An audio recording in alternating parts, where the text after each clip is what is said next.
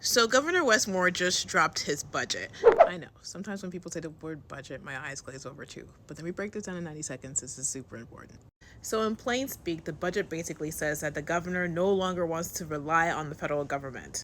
First, let me go over a couple places where there are cuts. State workers are getting smaller raises. The Developmental Disabilities Administration, those costs seem to have risen exponentially.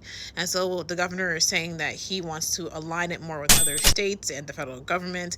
And so that's getting a cut. For those who don't know, the DDA provides things like autism services. And then there's local aid to things like community colleges and retirement funds. And I asked the Montgomery County Executive, Mark Alrich, about the cuts to local aid because he was saying this was something he was worried about. Wow. And he basically said that he's banking on the governor's vision to invest in the future. The trade-off is multifaceted, right? There's investments in education. That comes from a different bucket of money. Also, public safety is still getting its funding increases.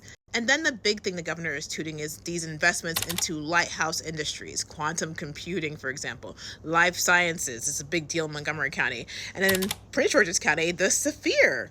I've never been to the Sphere thing, but apparently it's an entertainment venue, and they also have one in Vegas and maybe building one in Abu Dhabi, according to the governor.